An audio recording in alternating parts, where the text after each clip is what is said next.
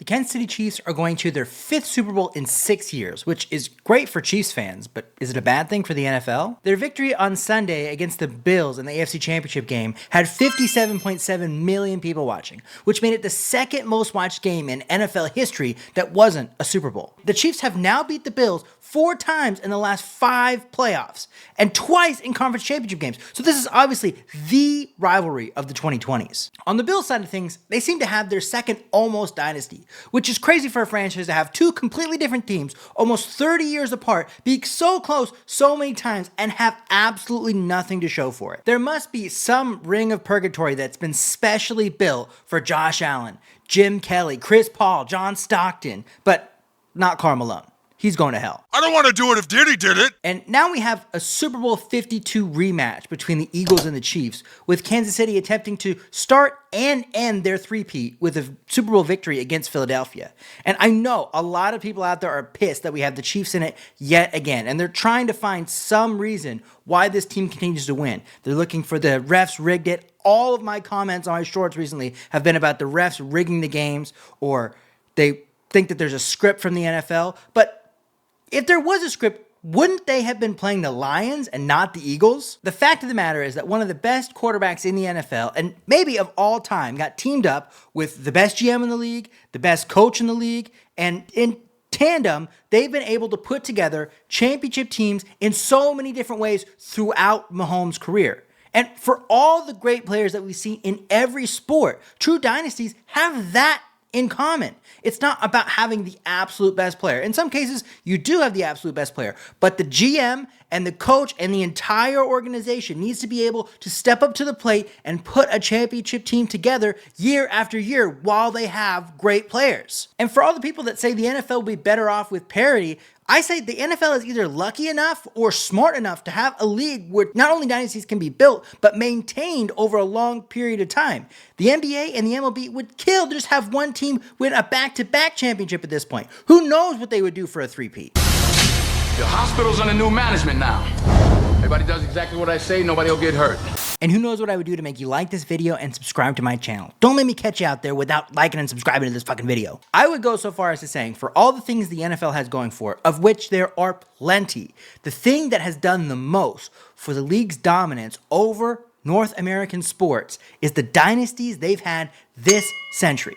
Because people will always watch their team, and the diehards are always going to watch whatever game's on. But for casual fans and beyond, you need storylines, ones that can be told to the whole world. And what's even better is if those storylines are around familiar faces that people have seen year after year. I mean, look at the Patriots. They had a dynasty that spanned from 2001 when Tom Brady took over for Drew Bledsoe to 2020 when Brady threw a pick 6 against the Titans that sealed the deal for him as a Patriot. I mean, it was so long that there's an interesting argument to be made that it's 2 dynasties and not just one, because they won 3 Super Bowls in 4 years, with the last one coming in 2005, and then it was another 10 years that they didn't win a Super Bowl, and then they won 3 in 5 years, with the last in 2019. That might be what makes this the perfect case study for what a dynasty can do as far as bringing in viewers for a league. So in their first Super Bowl against the Rams, the NFL had hit something of a low point in terms of Nielsen ratings, which is essentially the percentage of all people watching TV during the time of a given game or show that's watching that particular program. And that's important because we're comparing things throughout NFL history, and obviously the 80s is going to have a different number of people watching than the 2020s, but we want to look at the percentage of people that are actually choosing to watch the Super Bowl. And Super Bowl 36, which had an amazing logo. I mean, look at this. You can thank Dick Cheney for that. But that game had a rating of 40.4, which is 40% of the people were watching the Super Bowl. And that's with 2 eventual Hall of Fame quarterbacks starting. It's the same number that the Ravens and the Giants got the year before, with Trent Dilfer and Kerry Collins starting at quarterback. Now let me know if you can pick those guys out of this lineup here.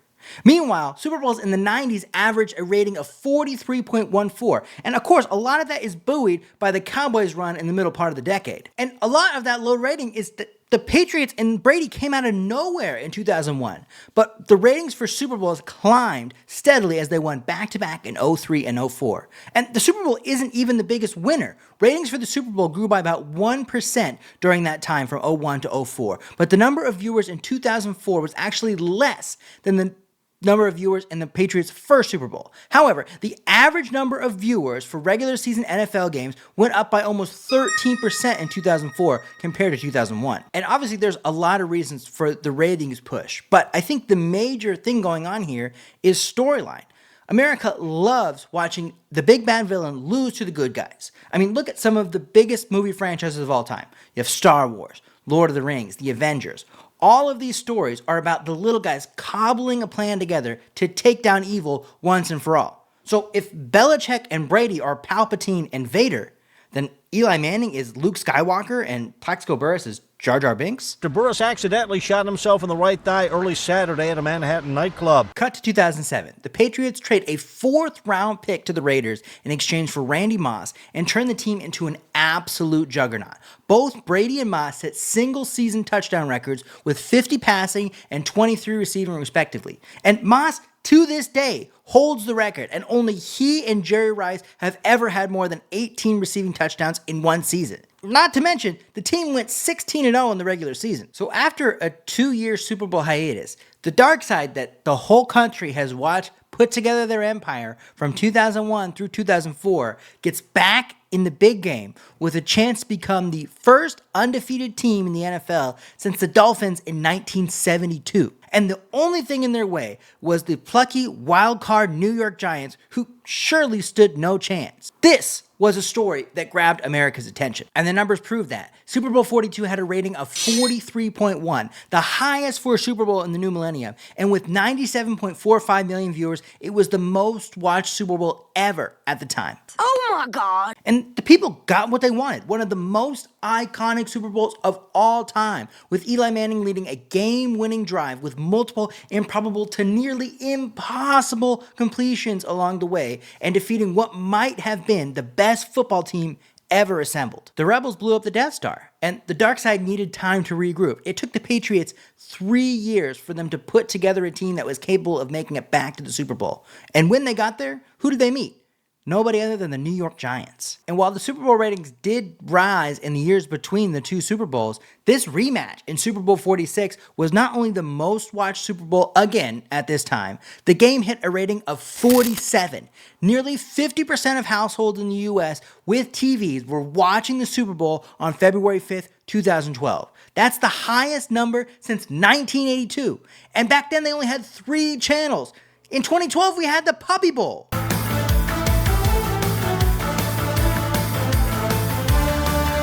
Then the Patriots were gone for 2 years and ratings dropped slightly, even though we had great games. We had the Harbaugh Bowl, and then we had Seattle versus Denver, and those were great games, but they did not have the storyline. But then, come 2014, New England versus Seattle, the evil empire of old versus the evil empire of new, and we get ratings magic. 47.5 rating. That's the highest in almost 30 years. And it's a rating that we have not matched since. It just might be the peak of where the NFL will ever be in the era of cable and streaming and porn. It's obvious that people love good versus evil or just some kind of storyline. And it's a lesson that the NBA and the MLB could learn right now. The NBA Finals hasn't had an average rating in the double digits since the 4th round of Warriors versus Cavs back in 2018. That was the last time they had a team that won back-to-back finals, and 2019 was the last time they had a team that was even in back-to-back finals. And it's not just that the league needs to cycle through like a new top team. The NFL has gone through that between the Cowboys and the Patriots and the Chiefs. But the NBA has other problems. They prioritize player empowerment and player movement. So not only does the broader, more casual audience not know who's on what team, but I would say that people that are rooting for their particular home team couldn't even name more than 3 people in the starting lineup in a lot of cases. So forget good versus evil or evil versus evil. What storyline at all can you put together when that's what you're working with? I mean, the biggest NBA news this year has been Jimmy Butler continually getting suspended by the Heat, but they're fighting for a play-in spot in the East. So you can't run a league purely on star power and drama and highlights, especially when you don't have any stars that can win enough to create any real buzz. It's becoming increasingly clear that the NBA peaked in '98 during Jordan's last finals. And it's not just ratings, it's overall viewers. And I don't even want to admit this. I am a LeBron over Jordan guy all the way. I like 2000s and 2010s basketball. But I mean, 35.89 million people watched Game 6 of the '98 finals. Since then, only one game has reached 30 million viewers, and that's Game 7 in 2016, when the old villain, LeBron James, came back home to defeat the 73-9 ultimate Big Bad Warriors. Cleveland! This is for you! But to really see how far it's fallen, the least watched game of the '98 finals was Game 3, which pulled in 15.8 million viewers. Now, only 3 games since the Warriors fell have reached 13 million, and 2 of them are when the Warriors made it back to the finals in 2022. What does that tell you? Of course, there are lots of reasons why the NBA has declined since Jordan left the Bulls. But when they have found success in the time since, it's been on the back of dynasties. Kobe and Shaq, Kobe and Powell, LeBron and the Heat, Steph versus LeBron. These are the stories that can be easily translated to the public. And if you want more evidence of the dangers of not having dynasty, look no further than the MLB. There hasn't been a back-to-back World Series champion since the year 2000. That was after the Yankees won 3 straight and went for their 4th in 2001 when the Diamondbacks stopped them in the first World Series I remember watching. Luis Gonzalez knocking it out of the park. To pitch, deep to right, Diamondbacks take the lead. That series averaged over 24 million viewers, and only 3 World Series since then have averaged more than 20. 2003, when the Yankees made it back to the World Series and lost to Dontrelle Willis and the Marlins. Great series. 2004, when the Red Sox came back from 3-0 down in the ALCS against the Yankees and broke the curse of the Great Bambino by beating the Cardinals in the World Series and winning their first World Series in 86 years. Legendary. And 2016, when the Cubs broke their own curse, the curse of the Billy Goat apparently, and won their first World Series in 108 years. So in the absence of dynasty or good versus evil, the conclusion of a long-running losing streak was the stand-in for familiarity. And at this point, sports is nothing but story. And what people love the most is the unpredictability. But that doesn't matter if you can't translate why the outcome, why the unpredictability matters to somebody. I mean, look at the MCU. How did Marvel create the most successful movie franchise of all time? Sure, there was a strong following from the comics. People kind of know these characters, but they have had many attempts prior to the MCU that flopped. But when they got to the MCU, they first made you care about the characters with human story. They made you care about their fates. So even if you would usually think a guy in a super suit putting together a team against a purple alien that's collecting rocks from across the universe is really stupid, the human element of the stories that you've watched leading up till then pulled you in, and you needed to see what the conclusion of that story would be. And it made you buy into all this fantastical stuff that usually wouldn't be a part of what you like. And that's the same thing that the NFL has mastered. Obviously, football is insanely popular whenever it's on. It's got a huge following. But the most watched regular season game of all time was 2022 in Thanksgiving when the Cowboys played the Giants, and 42 million people watched that game. And that's obviously huge. No NBA game has ever touched that. Only World Series games back in like the 70s and 80s were touching those numbers. But that is nothing compared to a Super Bowl. Last year's Super Bowl had 120 million people watching it. The Super Bowl III in 1968 is the last time a Super Bowl had less than 42.1 million viewers.